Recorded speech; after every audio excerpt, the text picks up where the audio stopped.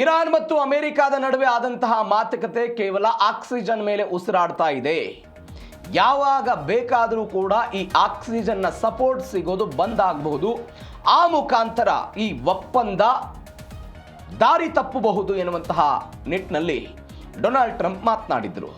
ಇದೀಗ ಒಂದು ರೀತಿ ಮಾಡು ಇಲ್ಲವೇ ಮಡಿ, ಡೂ ಆರ್ ಡೈ ಅಂತ ನಾವೇನು ಕರಿತೀವಿ, ಆ ಹಂತಕ್ಕೆ ಇರಾನ್ ಮತ್ತು ಅಮೆರಿಕದ ಮಾತುಕತೆಗಳು ಬಂದು ನಿಂತಿರೋದು.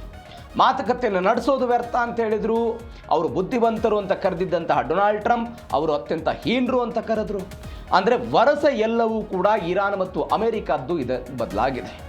ಮೊನ್ನೆಯೂ ಕೂಡ ಚರ್ಚೆ ಮಾಡ್ತಾ ಇದ್ವಿ, 2 ದಿನಗಳ ಕಾಲ ಟರ್ಕಿ ಪ್ರವಾಸದಲ್ಲಿರ್ತಾರೆ ಡೊನಾಲ್ಡ್ ಟ್ರಂಪ್. ನ್ಯಾಟೋ ಶೃಂಗಸಭೆಯಲ್ಲಿ ಭಾಗವಹಿಸೋದಕ್ಕೆಲ್ಲ ಹೋಗ್ತಾ ಇದ್ದಾರೆ ಅಂತ. ಈ ನ್ಯಾಟೋ ಶೃಂಗಸಭೆಯ ಉದ್ಘಾಟನಾ ಕಾರ್ಯಕ್ರಮದಲ್ಲಿ ಮಾತನಾಡಿದಂತಹ ಡೊನಾಲ್ಡ್ ಟ್ರಂಪ್ ಪುನರಪಿ ಇರಾನ್ನನ್ನು ಟಾರ್ಗೆಟ್ ಮಾಡಿ ಮಾತನಾಡೋ ಪ್ರಯತ್ನವನ್ನು ಮಾಡಿದರು. ಇವೆಲ್ಲದರ ನಂತರ ಇರಾನ್ನ ಒಂದು 80 ಪ್ರದೇಶ ಏನಿತ್ತು, 80 ನೆಲೆಗಳು ಏನಿತ್ತು, ಅವುಗಳನ್ನು ಗುರಿಯಾಗಿಸಿಕೊಂಡು ಅಮೆರಿಕದ ಸೆಂಟ್ಕಾಮ್ನವರು ದಾಳಿ ಮಾಡಿದರು, ನೌಕಾಪಡೆದವರು ದಾಳಿ ಮಾಡಿದರು. ಇದೀಗ IRGCಯನ್ನು ಕೂಡ ಗುರಿಯಾಗಿಸಿಕೊಂಡು ದಾಳಿ ಮಾಡೋ ಪ್ರಯತ್ನ ಆಗಿದೆ. ಹಾಗಾದರೆ ಏನೇನಾಯಿತು ಬೆಳವಣಿಗೆ ಮಧ್ಯಪ್ರಾಚ್ಯದಲ್ಲಿ, ಡೀಟೇಲ್ಸ್ ನೋಡ್ತಾ ಹೋಗೋಣ.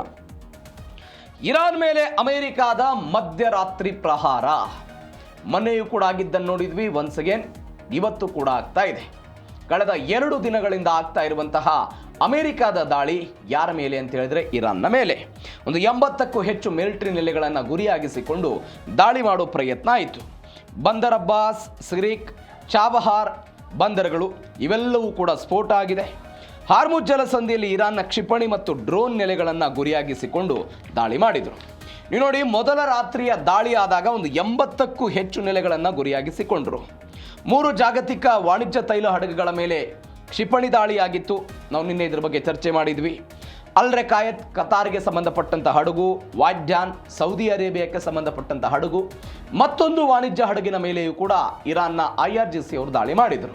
ಅದಕ್ಕೆ ಬೇರೆ ಬೇರೆ ಕಾರಣಗಳನ್ನು ಅವರು ಕೊಟ್ಟಿದ್ದರು. ಈ ದಾಳಿಗೆ ಪ್ರತಿದಾಳಿಯಾಗಿ ಅಮೆರಿಕಾದವರು ದಾಳಿಯೆಲ್ಲ ಶುರು ಮಾಡಿದರು. ಇದರಲ್ಲಿ ಏನು ಮಾಡಿದರು, ಇಸ್ಲಾಮಿಕ್ ರೆವಲ್ಯೂಷನರಿ ಗಾರ್ಡ್ ಕ್ರಾಫ್ಟ್ಸ್ ಅಂತ IRGC ಅಂತ ನಾವೇನು ಕರಿತೀವಿ, ಈ IRGCಯ ಒಂದು 60ಕ್ಕೂ ಸಣ್ಣ ವೇಗದ ಬೋಟ್ಗಳು, ಕರಾವಳಿಯ ರಡಾರ್ಗಳು ಮತ್ತು ವಾಯು ರಕ್ಷಣಾ ವ್ಯವಸ್ಥೆಗಳನ್ನು ಗುರಿಯಾಗಿಸಿಕೊಂಡು ಮೊದಲ ದಿನದ ದಾಳಿಯಲ್ಲಿ ಇದನ್ನು ಮಾಡಲಾಯಿತು. 2ನೇ ರಾತ್ರಿ ಒಂದು 90 ಹೊಸ ಗುರಿಗಳನ್ನೆಲ್ಲ ಕ್ರಿಯೇಟ್ ಮಾಡಿದ್ರಂತೆ. ಬುಧವಾರ ರಾತ್ರಿ ದಾಳಿ ಆಯಿತು. ಇರಾನ್ನ ಇರುಕುಳಿದ ವಾಯು ರಕ್ಷಣಾ ವ್ಯವಸ್ಥೆಗಳು, ಡ್ರೋನ್ ಮತ್ತು ಕ್ಷಿಪಣಿ ಸಂಗ್ರಹಣಾ ಗೋದಾಮುಗಳು, ಮಿಲಿಟರಿ ಲಾಜಿಸ್ಟಿಕ್ನ ಮೂಲ ಸೌಕರ್ಯಗಳು ಇವೆಲ್ಲವೂ ಸೇರಿದಂತೆ ಒಂದು 90 ನೆಲೆಗಳ ಮೇಲೆ ಅಮೆರಿಕಾದವರು ಬಾಂಬ್ ದಾಳಿ ಮಾಡಿದರು. ಏನಾಯಿತು ಪರಿಣಾಮ? ನಾನು ಅವಾಗಲೇ ಹೇಳಿದಾಗೆ ಬಂದರ್ ಅಬ್ಬಾಸ್, ಬೂಶಹರ್, ಚಬಾಹಾರ್, ಖೊನಾರಕ್ ಮತ್ತು ಕಾರ್ಗ್ ತೈಲ ಟರ್ಮಿನಲ್ ಏನಿತ್ತು ಎಲ್ಲವೂ ಕೂಡ ಭೀಕರವಾಗಿ ಸ್ಫೋಟ ಆಯಿತು. ಈ ದಾಳಿಯಲ್ಲಿ ಒಂದು 14 ಜನ ಮೃತಪಟ್ಟಿದ್ದಾರೆ ಅಂತ ಸದ್ಯಕ್ಕೆ ಬರ್ತಾ ಇರುವಂತಹ ಮಾಹಿತಿ. ಒಂದು 60ಕ್ಕೂ ಹೆಚ್ಚು ಬೋಟ್ಗಳ ಧ್ವಂಸ ಆಗಿದೆ. ಅಂದರೆ IRGCಯ ಸಣ್ಣ ಬೋಟ್ಗಳು ಏನಿತ್ತು, ನಾನು ನಿನ್ನೆ ಇದ್ರ ಬಗ್ಗೆ ಹೇಳಿದೆ. ಮೊದಲ ಹಂತದಲ್ಲಿ ಅಮೆರಿಕ ದಾಳಿ ಮಾಡಿದ್ದಾಗ IRGCಯ ಯಾವುದೇ ಬೋಟ್ಗಳಿಗೆ ಯಾವುದೇ ಹಾನಿಯಾಗಿರಲಿಲ್ಲ. ಆದರೆ ಯಾವಾಗ 2.0 ಶುರುವಾಗಿದೆ, ಈ ದಾಳಿ ಶುರುವಾಗಿದೆ, ಈ ದಾಳಿಯಲ್ಲಿ IRGCಯ ಬೋಟ್ಗಳನ್ನು ಗುರಿಯಾಗಿಸಿಕೊಂಡು ಅಮೆರಿಕದವರು ದಾಳಿ ಮಾಡಿದ್ರು. ಈ ಗುರಿಯ ತಕ್ಕಂತೆ ಇದೀಗ ಬೋಟ್ಗಳ ನಾಶವೂ ಕೂಡ ಆಗಿದೆ.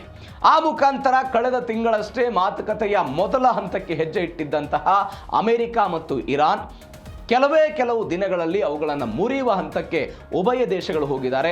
ಅದಕ್ಕೆ ಇರಾನ್ ತೆಗೆದುಕೊಂಡಿದ್ದಂತಹ ಕ್ರಮ, ಅದಕ್ಕೆ ತದ್ವಿರುದ್ಧವಾಗಿ ಅಮೆರಿಕ ಮಾಡ್ತಾ ಇರುವಂತಹ ಯುದ್ಧ, ಇದು ಉಭಯ ದೇಶಗಳ ನಡುವೆ ಆಗ್ತಾ ಇರುವಂತಹ ಬೆಳವಣಿಗೆ. ಮತ್ತೊಂದು ವಿಚಾರ ಏನು ಅಂತ ಹೇಳಿದ್ರೆ, ಟ್ರಂಪ್ ಆಕ್ರೋಶ, ಕದನ ವಿರಾಮ ಅಂತ್ಯ ಆಗಿದೆ. ಕದನ ವಿರಾಮ ಅಂತ್ಯ ಆಯಿತು. ಟರ್ಕಿಯ ನ್ಯಾಟೋ ಶೃಂಗಸಭೆಯಲ್ಲಿ ಟ್ರಂಪ್ ಯುದ್ಧದ ಅಧಿಕೃತ ಘೋಷಣೆ ಮಾಡಿದರು. ಅವರು ಸುಳ್ಳುವಂತರು, ಸತ್ಯವಂತರಲ್ಲ, ಭಿಕ್ಷೆ ಬೇಡ್ತಿದ್ದಾರವರು, ನಮ್ಮ ಜೊತೆಗೆ ಮಾತುಕತೆ ಆಗಬೇಕು ಅಂತ. ಸಮಯದ ವ್ಯರ್ಥ, ಅದು ಕೊಳಕುರು ಅಂತೆಲ್ಲ ಅಮೆರಿಕದ ಅಧ್ಯಕ್ಷರು ನಿಂದಿಸುವ ಪ್ರಯತ್ನವನ್ನು ಮಾಡಿದರು. 3 ದಿನಗಳಲ್ಲೆಲ್ಲ ಇದು ಮುರಿದು ಬಿದ್ದಿದ್ದನ್ನು ನಾವೆಲ್ಲ ನೋಡ್ತಾ ಇದ್ದೀವಿ. ನಿಮಗೆ 2 ಕಂಪ್ಯಾರಿಸನ್ ಇದೆ ಈ ಪ್ರಕರಣದಲ್ಲಿ. ಒಂದು ಕಂಪ್ಯಾರಿಸನ್ನು ಫ್ರಾನ್ಸ್ನಲ್ಲಿ G7 ಶೃಂಗಸಭೆ ಆಯಿತು. ಈ G7 ಶೃಂಗಸಭೆ ಆಗೋದಕ್ಕಿಂತ ಪೂರ್ವದಲ್ಲಿ ಯುದ್ಧ ಎಲ್ಲವೂ ಕೂಡ ದೊಡ್ಡ ಮಟ್ಟದಲ್ಲಿ ಆಗ್ತಾ ಇತ್ತು. ಚೀನಾ ಪ್ರವಾಸವನ್ನೆಲ್ಲ ಟ್ರಂಪ್ ಮಾಡ್ಕೊಂಡು ಬಂದರು. ಈ G7 ಶೃಂಗಸಭೆ ಸಮಾರೋಪ ಆಗಿ 2 ದಿನಗಳ ನಂತರ ಜೂನ್ 19ನೇ ತಾರೀಕಿಗೆ ಜಿನೆವಾದಲ್ಲಿ ಮಾತುಕತೆ ಆಗಬೇಕಾಗಿತ್ತು. ಆದರೆ ಟ್ರಂಪ್ ಹೇಳಿದರು 2 ದಿನಗಳು ವೇಟ್ ಮಾಡೋದು ಬೇಡ, ನಾನು ಈ G7 ಶೃಂಗಸಭೆಯಲ್ಲಿ ಸಹಿ ಹಾಕ್ತೀನಿ ಅಂತ ಹೇಳಿ ಅವರು ಸಹಿ ಹಾಕಿದ್ರು. ಡಿಜಿಟಲ್ ಸಹಿ ಕೂಡ ಆಯಿತು. ಯಾವ ಕಾರಣಕ್ಕಾಗಿ? ಒಬ್ಬ ವ್ಯಕ್ತಿ ನಾನು ಶಾಂತಿ ದೂತನಾಗಿ ನನ್ನನ್ನು ನಾನು ಪ್ರಚುರಪಡಿಸ್ಕೊಳ್ಬೇಕು ಎನ್ನುವಂತಹ ಕಾತುರದ ಭಾಗವಾಗಿ ಇಡೀ ಜಗತ್ತು ಡೊನಾಲ್ಡ್ ಟ್ರಂಪ್ ಅವರ ವಿರುದ್ಧ ಸಿಡಿದೆದ್ದಿತ್ತು. ಆ ಸಮಯದಲ್ಲಿ ಆ ಶೃಂಗಸಭೆಯನ್ನು ಬಳಕೆ ಮಾಡಿಕೊಂಡು ಅಲ್ಲಿ ಅವರು ಸಹಿ ಹಾಕಿ ಅಂತಿಮ ಮಾತುಕತೆಯ ಬಗ್ಗೆ ಎಲ್ಲ ಚರ್ಚೆ ಆಯಿತು. ಇದು ಒಂದು ಭಾಗ. ಎರಡನೇ ಭಾಗ, ಇದರ ವೈಸ್ ವಾರ್ಸಾವನ್ನು ನಾವು ನೋಡೋದಾದರೆ ಇದೀಗ ಏನು ಮಾಡ್ತಾ ಇದ್ದಾರೆ, ನ್ಯಾಟೋ ಶೃಂಗಸಭೆಯ ಉದ್ಘಾಟನಾ ಸಭೆಯಲ್ಲಿನೇ ಇವರು ಮಾತನಾಡಿದರು. ಇದು ನಂಬಲಿಕ್ಕೆ ಅರ್ಹವಿಲ್ಲದಂತಹ ದೇಶ ಇರಾನ್ ಏನಿದೆ, ಅವರ ಜೊತೆಗೆ ನಾವು ಮಾತುಕತೆಯನ್ನು ನಡೆಸೋದು ವ್ಯರ್ಥ ಅಂತ ಯಾರು ಹೇಳಿದರು? ಡೊನಾಲ್ಡ್ ಟ್ರಂಪ್ ಅವರು ಹೇಳಿದರು. ನೀವು ನೋಡಿ, ನ್ಯಾಟೋದ ಒಂದು 30ಕ್ಕಿಂತ ಅಧಿಕ ದೇಶಗಳೇನಿದೆ, ನ್ಯಾಟೋ ಸದಸ್ಯತ್ವವನ್ನು ಹೊಂದಿರುವಂಥ ದೇಶಗಳೇನಿದೆ, ಆ ನ್ಯಾಟೋದ ಉದ್ದೇಶ ಏನಿದೆ ಅಂತ ಹೇಳಿದ್ರೆ ರಷ್ಯಾ ಮತ್ತು ಇರಾನ್ ವಿರುದ್ಧ ತಮ್ಮ ಅಜೆಂಡಾವನ್ನು ಫಿಕ್ಸ್ ಮಾಡುವಂಥ ಉದ್ದೇಶ ಇದೆ. ನ್ಯಾಟೋದ ಈ ಯುದ್ಧ ನೀತಿ ಇದೆಯಲ್ಲ, ಒಂದು ರೀತಿ ಅದೊಂದು ಕನ್ಫ್ಯೂಷನ್, ದ್ವಂದ್ವ ನೀತಿ ಇದು. ನೀವು ಯುದ್ಧ ಅಂತ ಬಂದಾಗ ಅವರು ಉಕ್ರೇನ್ ಪರವಾಗಿ ನಿಲ್ತಾರೆ, ನ್ಯಾಟೋದ ಸದಸ್ಯ ದೇಶಗಳು. ನೀವು ಯುದ್ಧ ಅಂತ ಬಂದಾಗ ಇಲ್ಲಿ ಅಮೆರಿಕದ ಪರವಾಗಿ ನಿಲ್ತಾರೆ, ಅಲ್ಲಿ ಇರಾನ್ ವಿರುದ್ಧ ನಿಲ್ತಾರೆ ಮತ್ತು ರಷ್ಯಾನ್ ವಿರುದ್ಧ ನಿಲ್ತಾರೆ. ಈ ತತ್ವವನ್ನು ಇಟ್ಕೊಂಡೇ ಇಂಥದ್ದೊಂದು ಶೃಂಗಸಭೆ ಆಗ್ತಾ ಇತ್ತು. ಇದೇ ಶೃಂಗಸಭೆಯಲ್ಲಿ ಡೊನಾಲ್ಡ್ ಟ್ರಂಪ್ ಅವರು ಹೇಳಿದರು. ನೀವು ನೋಡಿ, ನಾನು ಅನೇಕ ಬಾರಿ ಇದ್ರ ಬಗ್ಗೆ ಚರ್ಚೆ ಮಾಡಿದ್ದೀನಿ, ಯಾಕೆ ನ್ಯಾಟೋ ಶೃಂಗಸಭೆ ಮಹತ್ವ ಅಂತ. ಇದೇ ಶೃಂಗಸಭೆಯಲ್ಲಿ ನ್ಯಾಟೋದ ಉಳಿದ ದೇಶಗಳಿಗೆ ಹೇಳಿದರು, ನೀವು ನಮ್ಮ ಜೊತೆಗೆ ಸಹಾಯಕ್ಕೆ ಬರಬೇಕು ಅಂತ.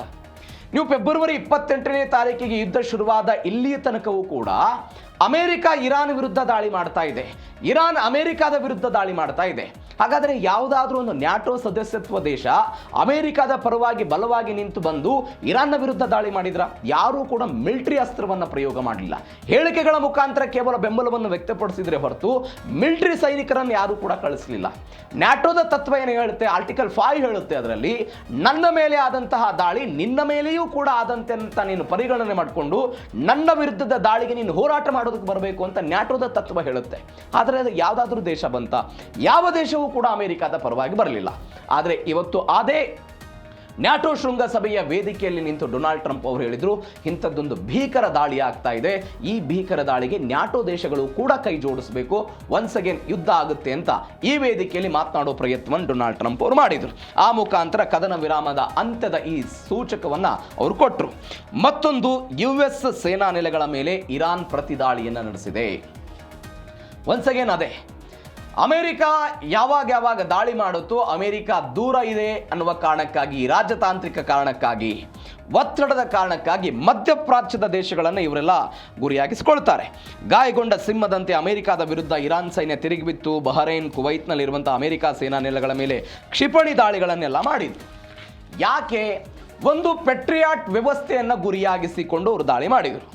ಇರಾನ್ ಸೇನೆ ಹೇಳುತ್ತೆ, ಅಲಿ ಅಲ್ ಸಲಂ ಎನ್ನುವಂಥ ವಾಯು ನೆಲೆಯಲ್ಲಿ ಅಮೆರಿಕಾದ ಅತ್ಯಾಧುನಿಕ ಪೆಟ್ರಿಯಾಟ್ ಏರ್ ಡಿಫೆನ್ಸ್ ಸಿಸ್ಟಮ್ ಇದೆ, ಇದನ್ನು ನಾವು ಧ್ವಂಸಗೊಳಿಸಬೇಕು, ಅದನ್ನು ಧ್ವಂಸಗೊಳಿಸಿದರೆ ನಾವು ಈ ಮಿಲಿಟರಿ ವಿಜಯವನ್ನು ಸಾಧಿಸ್ತೀವಿ ಅನ್ನೋದು ಇರಾನ್ನ ವಾದ ಇದೆ.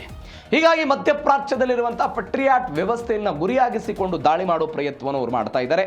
ಈ ಕಾರಣಕ್ಕಾಗಿ ಅಂಥದ್ದೊಂದು ವ್ಯವಸ್ಥೆ. ನೀವು ಸ್ವಲ್ಪ ಇತಿಹಾಸಕ್ಕೆ ಹೋಗಬೇಕು. ಇರಾನ್ ಮತ್ತು ಇರಾಕ್ ಯುದ್ಧ 1980ರಿಂದ 1988ರ ತನಕ ಆ ಯುದ್ಧ ಆಯಿತು. ಆ ಯುದ್ಧಕ್ಕೆ ಹೋಗೋದಕ್ಕಿಂತ ಮೊದಲು ನೀವು ನೋಡಿ, 1979ರಲ್ಲಿ ಇರಾನ್ನಲ್ಲಿ ಇಸ್ಲಾಮಿಕ್ ಕ್ರಾಂತಿ ಆಯ್ತಲ್ಲ, ಆ ಇಸ್ಲಾಮಿಕ್ ಕ್ರಾಂತಿಯ ಸಂದರ್ಭದಲ್ಲಿ ಅದು ಸೌದಿ ಅರೇಬಿಯಾ ಇರಬಹುದು, ಕುವೈತ್ ಇರಬಹುದು, ಬಹರೇನ್ ಆಗಿರ್ಬೋದು, ಬೇರೆ ಬೇರೆ ಎಲ್ಲ ದೇಶಗಳು ಇರಾನ್ನ ಮಿತ್ರತ್ವ ದೇಶಗಳಾಗಿತ್ತು. ಶಾ ಪಹಲವಿ ಎನ್ನುವಂತಹ ರಾಜವಂಶಸ್ಥರು ಅಲ್ಲಿ ಅಧಿಕಾರವನ್ನು ನಡೆಸ್ತಾ ಇದ್ರು. ಅವರ ಜೊತೆಗೆ ಸೌದಿ ಅರೇಬಿಯಾದಲ್ಲೂ ಕೂಡ ರಾಜತ್ವದ ಪ್ರಭುತ್ವ ಇತ್ತು. ಯಾವಾಗ ಅವರ ಅಧಿಕಾರ ಮೊಟಕುಗೊಂಡು ಶಿಯಾ ಮುಸಲ್ಮಾನ ಇರುವಂತಹ ನಾಯಕ ಅಯತಲ್ಲಾ ಅಲಿ ಖಮೇನಿ ಅಧಿಕಾರವನ್ನು ಸ್ಥಾಪನೆ ಮಾಡಿದ್ರಲ್ಲ, ಅವತ್ತು ಉಭಯ ದೇಶಗಳ ನಡುವೆಲ್ಲ ಬಿರುಕು ಬರೋದಕ್ಕೆ ಶುರುವಾಯಿತು. ಇರಾನ್ ಆಗಿರ್ಬೋದು, ಸೌದಿ ಅರೇಬಿಯಾ, ಈ ಎಲ್ಲ ದೇಶಗಳು ಅಮೆರಿಕದ ಪರಮ ಮಿತ್ರ ರಾಷ್ಟ್ರಗಳಾಗಿದ್ದು ಎಲ್ಲಿಯ ತನಕ? 1979ರ ತನಕ. 79ರಲ್ಲಿ ಇಸ್ಲಾಮಿಕ್ ಕ್ರಾಂತಿ ಆಯಿತು. ಅಯತಲ್ಲಾ ಅಲಿ ಖಮೇನಿ ಅಧಿಕಾರಕ್ಕೆ ಬಂದರು. ಅಧಿಕಾರಕ್ಕೆ ಬಂದ ನಂತರ ಅಲ್ಲಿ ಕಠಿಣ ಶಿಯಾ ಸರ್ಕಾರ ರಚನೆ ಆಯಿತು, ಒಂದು ಭಾಗ. ಎರಡನೇ ಭಾಗ ಏನಾಯಿತು ಅಂತ ಹೇಳಿದ್ರೆ, ಇರಾನ್ನ ಹೊಸ ಸರ್ಕಾರ ಒಂದು ಆದೇಶವನ್ನು ಕೊಡ್ತು. ಏನು ಆದೇಶವನ್ನು ಕೊಟ್ಟರು ಅವರು? ಅದರಲ್ಲಿ ಹೇಳ್ತಾರೆ, ನಾವು ಇಡೀ ಮಧ್ಯಪ್ರಾಚ್ಯದ ರಾಜಪ್ರಭುತ್ವಗಳನ್ನು ಕಿತ್ತೊಗೆದು ಇಸ್ಲಾಮಿಕ್ ಆಡಳಿತವನ್ನು ತರ್ತೀವಿ ಅಂತ.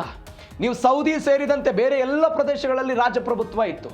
ನಾವಲ್ಲಿ ಇಸ್ಲಾಮಿಕ್ ಆಡಳಿತವನ್ನ ಇವತ್ತು TTP ಉಗ್ರರು ಪಾಕಿಸ್ತಾನಕ್ಕೆ ಹೆಂಗೆ ಬೆದರಿಕೆ ಹಾಕ್ತಿದ್ದಾರೋ ಅವತ್ತು ಇರಾನ್ ಕೂಡ ಮಧ್ಯಪ್ರಾಚ್ಯದ ಎಲ್ಲ ದೇಶಗಳಿಗೆ ಇದೇ ಬೆದರಿಕೆ ಹಾಕ್ತಾ ಬಂತು 79ರ ನಂತರ. ಅದಾದ ನಂತರ ಒಂದು ಬೆಳವಣಿಗೆ ಆಯಿತು, ಭಯ ಶುರುವಾಯಿತು ಮಧ್ಯಪ್ರಾಚ್ಯದ ದೇಶಗಳಿಗೆ. ಇನ್ನೇನು ನಮ್ಮನ್ನು ಇರಾನ್ ಮುಗಿಸಿಬಿಡುತ್ತೆ, ನಮ್ಮ ರಾಜಪ್ರಭುತ್ವ ಅಂತ್ಯ ಆಗುತ್ತೆ. ಈ ಭಯ ಶುರುವಾದ ತಕ್ಷಣ ಅಮೆರಿಕದ ಮಿತ್ರತ್ವ ಬಂತು. ಅಮೆರಿಕ ಅಲ್ಲಿ ತನ್ನ ಸೇನಾ ನೆಲೆಗಳನ್ನು ಸ್ಥಾಪನೆ ಮಾಡಿದ್ದು 80ರ ದಶಕದ ನಂತರ. 82ರಲ್ಲಿ ಸೌದಿ ಅರೇಬಿಯಾದಲ್ಲೆಲ್ಲ ಸ್ಥಾಪನೆ ಆಯಿತು. ನೀವು ಇದೇ 80ರ ದಶಕಕ್ಕೆ ಹೋದರೆ ಇರಾನ್ ಮತ್ತು ಇರಾಕ್ ನಡುವೆ ಯುದ್ಧ ಆಗ್ತಾ ಇರುತ್ತೆ.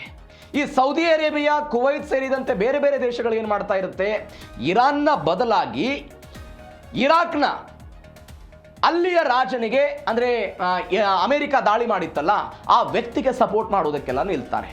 ಯಾವಾಗ ಸೌದಿ ಅರೇಬಿಯಾ ಇರಾಕಿಗೆ ಸದ್ದಾಂ ಹುಸೇನ್ಗೆಲ್ಲ ಸಪೋರ್ಟ್ ಮಾಡುತ್ತಲ್ಲ, ಸದ್ದಾಂ ಹುಸೇನ್ಗೆ ಸಪೋರ್ಟ್ ಮಾಡಿದ ನಂತರ ಇದೇ ಇರಾನ್ ಯಾರ ವಿರುದ್ಧ ತಿರುಗಿ ಬೀಳುತ್ತೆ, ಇದೇ ಸೌದಿ ಅರೇಬಿಯಾದ ವಿರುದ್ಧ ತಿರುಗಿ ಬೀಳುತ್ತೆ. ಅಂದರೆ ನಾನು ಹೇಳ್ತಾ ಇರೋದು, ಇವತ್ತು ಅಮೆರಿಕ ದಾಳಿ ಮಾಡಿದೆ ಅನ್ನುವ ಕಾರಣಕ್ಕಾಗಿ ಮಾತ್ರ ಇಂಥದ್ದೊಂದು ವೈಷಮ್ಯ ಶುರುವಾಗಿದ್ದಲ್ಲ, ಅನೇಕ ದಶಕಗಳಿಂದ ಮಧ್ಯಪ್ರಾಚ್ಯದಲ್ಲಿ ಇಂಥದ್ದೊಂದು ಬೆಳವಣಿಗೆ ಆಗ್ತಾ ಇದೆ. ಇವೆಲ್ಲದರ ನಡುವೆ ಒಂದು ಸುದ್ದಿ ಬಂದಿತ್ತು 2023ರಲ್ಲಿ ಚೀನಾದ ಮಧ್ಯಸ್ಥಿಕೆಯಲ್ಲಿ ಇರಾನ್ ಮತ್ತು ಸೌದಿ ಅರೇಬಿಯಾದ ನಡುವೆ ಒಂದು ರಾಜತಾಂತ್ರಿಕ ಮಾತುಕತೆಯಾಗಿದೆ ಅಂತ. ಬಟ್ ಅನೇಕ ವಿಶ್ಲೇಷಕರು ಹೇಳ್ತಾರೆ ಇದು ಕೇವಲ ಕಾಗದದ ಮೇಲಿರುವಂತಹ ಒಪ್ಪಂದ ಮಾತ್ರ, ಚಾಲ್ತಿಯಲ್ಲಿಲ್ಲ ಅಂತ ಸದ್ಯಕ್ಕೆ ಬರ್ತಾ ಇರುವಂತಹ ಡೀಟೇಲ್ಸ್. ಆ ಮುಖಾಂತರ ಇಂಥದ್ದೊಂದು ದಾಳಿ ಪ್ರತಿದಾಳಿಗಳು ಮಧ್ಯಪ್ರಾಚ್ಯದಲ್ಲಿ ಆಗಿರೋದು. ಮತ್ತೊಂದು ಕಡೆ ಯುದ್ಧದ ಸುಳಿಯಲ್ಲಿ ಭಾರತದ 9 ತೈಲ ನೌಕೆಗಳಿದೆ. ಹಾರ್ಮುಜ್ ಜಲಸಂಧಿ. ಯಾವ ಹಾರ್ಮುಜ್ ಜಲಸಂಧಿ? 20% ತೈಲ ಪೂರೈಕೆ ಆಗುವಂತಹ ಹಾರ್ಮುಜ್ ಜಲಸಂಧಿ. ಮಧ್ಯಪ್ರಾಚ್ಯದ ಮುಖಾಂತರ ಭಾರತಕ್ಕೆ ಬರಬೇಕಾದಂತಹ ಯಾವೆಲ್ಲ ತೈಲ ಇತ್ತಲ್ಲ ಅದೆಲ್ಲವೂ ಕೂಡ ಹಾರ್ಮುಜ್ ಜಲಸಂಧಿ ಮುಖಾಂತರ ಬರುತ್ತೆ. ಆದರೆ ಇದೇ ಮಧ್ಯಪ್ರಾಚ್ಯದ ಸಂದಿಗ್ಧತೆ ಇಲ್ಲೆಲ್ಲ ಜಾಸ್ತಿ ಆಗಿರೋದು. 9 ಬೃಹತ್ ತೈಲ ಹಡಗುಗಳೆಲ್ಲ ಸಿಕ್ಕಾಕೊಂಡಿದೆ. 198 ಭಾರತೀಯ ನಾವಿಕರ ಸುರಕ್ಷತೆಯ ಬಗ್ಗೆ ಭಾರತ ಸರ್ಕಾರ ತೀವ್ರ ಆತಂಕ ವ್ಯಕ್ತಪಡಿಸಿದೆ. ಲೀಲಾ ವಾಡಿನಾರ್ ಎನ್ನುವಂಥ ಒಂದು ನೌಕೆ ಹಾರ್ಮುಜ್ ಜಲಸಂಧಿಯಲ್ಲಿ ಹೆದರಿ ವಾಪಸ್ ಹೋಯಿತು. ಹೆಂಗಾಯ್ತು ಇದು ಘಟನೆ ಅಂತ ಹೇಳಿದರೆ, ಬೆಳವಣಿಗೆ ಏನಾಯಿತು ಅಂತ ಹೇಳಿದರೆ, ಹಾರ್ಮುಜ್ ಜಲಸಂಧಿಯಲ್ಲಿ ಕಳೆದ ಜೂನ್ ತಿಂಗಳಲ್ಲಿ ಒಮಾನ್ ಕೊಲ್ಲಿಯಲ್ಲಿ ಅಮೆರಿಕ ಮತ್ತು ಇರಾನ್ ಸಂಘರ್ಷದ ವೇಳೆ ಕ್ರಾಸ್ ಫೈರ್ನಲ್ಲಿ ಸಿಲ್ಕೊಂಡು 3 ಜನ ಭಾರತೀಯರು ಮೃತಪಟ್ಟಿದ್ದರು. ಅದಕ್ಕೆ ಭಾರತ ಆಕ್ರೋಶ ಹೊರಹಾಕಿದ್ದನ್ನೆಲ್ಲ ನೋಡಿದ್ವಿ. ಇದೀಗ ಜಗ್ ಅನರ್ ಮತ್ತು ಸನ್ಮಾರ್ ಹೆರಾಲ್ಡ್ ಎನ್ನುವಂತಹ ಹಡಗು ಸೇರಿದಂತೆ ಒಟ್ಟು 9 ತೈಲ ಹಾಗೂ ಅನಿಲ ನೌಕೆಗಳ ಕ್ಯಾಪ್ಟನ್ಗಳೆಲ್ಲ ಸಿಕ್ಕಾಕೊಂಡಿದ್ದಾರೆ. ಅವರನ್ನ ಕೇಂದ್ರ ಸರ್ಕಾರ ಸಂಪರ್ಕ ಮಾಡ್ತಾ ಇದೆ. ಸುರಕ್ಷತೆ ಬಗ್ಗೆ ಎಲ್ಲ ಮಾಹಿತಿಗಳನ್ನೆಲ್ಲ ಪಡೆದುಕೊಳ್ತಾ ಇದ್ದಾರೆ. ಈ G7 ಶೃಂಗಸಭೆ ಆಯ್ತಲ್ಲ ಫ್ರಾನ್ಸ್ನಲ್ಲಿ, ಪ್ರಧಾನಿ ನರೇಂದ್ರ ಮೋದಿ ಮತ್ತು ಡೊನಾಲ್ಡ್ ಟ್ರಂಪ್ ಎಲ್ಲ ಒಂದು ಅರ್ಧ ಗಂಟೆಗಳ ಕಾಲ ಚರ್ಚೆ ಮಾಡಿದ್ರು.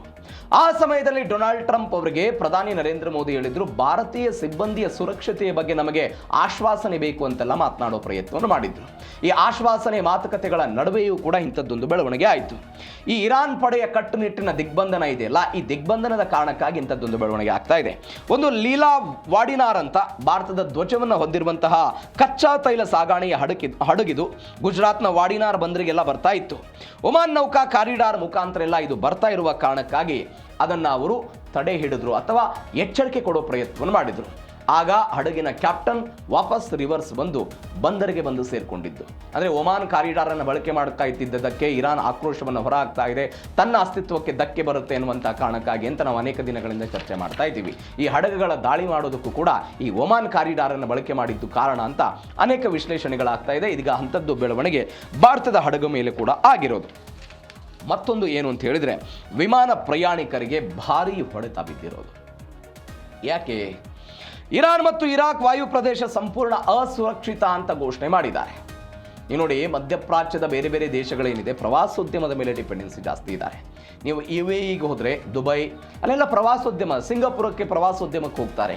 ರಿಯಲ್ ಎಸ್ಟೇಟ್ ಉದ್ಯಮ, ಬೇರೆ ಬೇರೆ ದೇಶದವರು ಬಂದು ರಿಯಲ್ ಎಸ್ಟೇಟ್ ಉದ್ಯಮದ ಕಾರಣಕ್ಕಾಗಿ ಇಲ್ಲಿ ಹೂಡಿಕೆಯನ್ನು ಮಾಡೋ ಪ್ರಯತ್ನವನ್ನು ಮಾಡ್ತಾರೆ. ಆದರೆ ಇದೀಗ ಅನೇಕ ದಿನಗಳಿಂದ ಈ ವಿಮಾನಯಾನ ಪ್ರಯಾಣ ಏನಿದೆ ಮಧ್ಯಪ್ರಾಚ್ಯದ ದೇಶಗಳಲ್ಲಿ ಅದೆಲ್ಲ ಸ್ಥಗಿತಗೊಂಡಿದ್ದನ್ನು ನೋಡಿದ್ದೀವಿ, ಸಮಸ್ಯೆ ಆಗಿದ್ದನ್ನೆಲ್ಲ ನೋಡಿದ್ದೀವಿ. ಒನ್ಸ್ ಅಗೇನ್ ಅದೇ ಆಯಿತು, ಅಸುರಕ್ಷಿತ ಅಂತ ಘೋಷಣೆ ಮಾಡಲಾಗಿದೆ. ಭಾರತದಿಂದ ಯುರೋಪ್, ಅಮೆರಿಕಕ್ಕೆ ಹೋಗುವಂಥ ವಿಮಾನ ಮಾರ್ಗಗಳ ಮಾರ್ಗ ಬದಲಾವಣೆ ಆಗಿದೆ. 2 ಗಂಟೆ ಹೆಚ್ಚುವರಿ ಪ್ರಯಾಣ, ಮತ್ತೊಂದು ಕಡೆ ವಿಮಾನ ಟಿಕೆಟ್ ದರವೂ ಕೂಡ ಏರಿಕೆ ಆಗುತ್ತೆ ಅಂತ. ಜೆಟ್ ಇಂಧನ ಬೆಲೆ ಹೆಚ್ಚಳದಿಂದ ವಿಮಾನಯಾನ ಸಂಸ್ಥೆಗಳಿಗೆಲ್ಲ ನಷ್ಟ ಆಗ್ತಾ ಇದೆ. ಅಂದರೆ ಇಂತಹ ಪರಿಸ್ಥಿತಿ ನಿರ್ಮಾಣ ಆದರೆ ಸಹಜವಾಗಿ ಅದು ಪೆಟ್ರೋಲ್, ಡೀಸೆಲ್ ಆಗಿರ್ಬೋದು, ವಿಮಾನಯಾನ ಸಂಸ್ಥೆಗಳಿಗೆ ಜೆಟ್ ಇಂಧನ ಬೆಲೆ ಹೆಚ್ಚಳ ಆಗುತ್ತೆ. ಇದರಿಂದ ದರವೂ ಕೂಡ ಏರಿಕೆ ಆಗೋದನ್ನು ನೋಡ್ತಾ ಇದ್ದೀವಿ. ಅಂತಾರಾಷ್ಟ್ರೀಯ ಮಾರುಕಟ್ಟೆಯಲ್ಲಿ ಕಚ್ಚಾ ತೈಲದ ಬೆಲೆ ಏರಿಕೆ ಆಗ್ತಾ ಇರೋದನ್ನು ನಾವು ನೋಡ್ತಾ ಇದ್ದೀವಿ. ಈ ಹಾರ್ಮುಜ್ ಜಲಸಂಧಿಯ ಬಿಕ್ಕಟ್ಟಿನಿಂದ ನಿನ್ನೆ ಬ್ರೆಂಟ್ ಕಚ್ಚಾ ತೈಲ, ಅದಾದ ನಂತರ ಅಂತಾರಾಷ್ಟ್ರೀಯ ಮಾರುಕಟ್ಟೆಯಲ್ಲಿ ಒಂದು 2-3% ದರ ಏರಿಕೆ ಆಗ್ತಾ ಇರೋದನ್ನು ನೋಡ್ತಾ ಇದ್ದೀವಿ. ಒನ್ಸ್ ಅಗೇನ್ ಭಾರತದ ರೂಪಾಯಿ ಒನ್ಸ್ ಅಗೇನ್ ಸಾರ್ವಕಾಲಿಕ ಕುಸಿತ ಆಗ್ತಾ ಇರೋದನ್ನು ನೋಡ್ತಾ ಇದ್ದೀವಿ. ಇವೆಲ್ಲದರ ಪರಿಣಾಮ ಯಾರ ಮೇಲೆ ಬೀಳುತ್ತೆ? ನೇರವಾಗಿ ಸಾರ್ವಜನಿಕರ ಮೇಲೆ ಬೀಳುತ್ತೆ. ಆ ಮುಖಾಂತರ ವಿಮಾನಯಾನ ಸಂಸ್ಥೆಗಳು ಇನ್ನೇನು ಕೆಲವೇ ದಿನಗಳಲ್ಲಿ ಮತ್ತಷ್ಟು ದರವನ್ನು ಏರಿಕೆ ಮಾಡ್ತಾರಾ? ಇಂಥದ್ದೊಂದು ಚರ್ಚೆ ಸದ್ಯಕ್ಕೆ ಶುರುವಾಗಿರೋದು. ಹೀಗಾಗಿ ಏನಾಗುತ್ತೆ ನೋಡೋಣ ಆ ವಿಚಾರದಲ್ಲಿ.